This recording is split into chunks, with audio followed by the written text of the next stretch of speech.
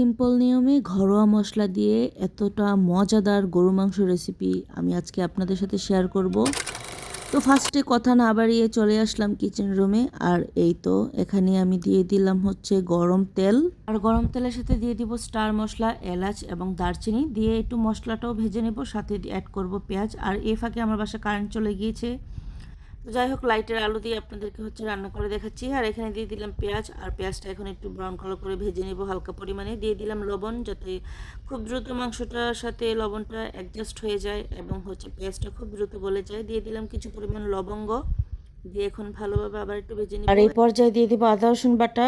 তো এখানে দুই টেবিল চামচ, মোট 4 টেবিল চামচ আদা রসুন বাটা আছে। আর হ্যাঁ, মশলাগুলো অবশ্যই আমার ঘরে ভাঙানো এবং হচ্ছে পিওর মশলা, যার কারণে মাংসের টেস্টটা অনেক বেশি হয়েছে। আর এই তো এখন দিয়ে দিব সামান্য পরিমাণ পানি। তো পানি দিয়ে হচ্ছে মশলাটা ভালোভাবে কষিয়ে নিব যাতে তেল ভেসে ওঠে মশলা থেকে। আর এই পর্যায়ে আমি এখন অ্যাড করব গরম মশলা বাটা। গরম মশলা বাটা আমি তেলের মধ্যে দেইনি, কারণ পুড়ে যাওয়ার সম্ভাবনা আছে। সরি, এখানে আমি পাউডার ইউজ করেছি। তো এখন দিয়ে দিলাম গরম মশলা পাউডার। গরম মশলা পাউডারের সাথে আমার হচ্ছে এখানে ধনে গুঁড়ো অ্যাড করা আছে। তো এখন একটু মশলাটা কষিয়ে নিব ঢাকনা দিয়ে। কষানোর পর তারপর আমি হচ্ছে মাংসটা দিয়ে দিব। তো আবার আমি ঢাকনা দিয়ে ঢেকে দিলাম।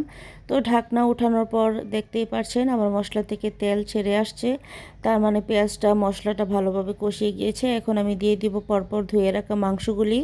আর এই তো আমি হচ্ছে এখানে প্রায় 1.5 কেজির মতন গরু মাংস রান্না করছি।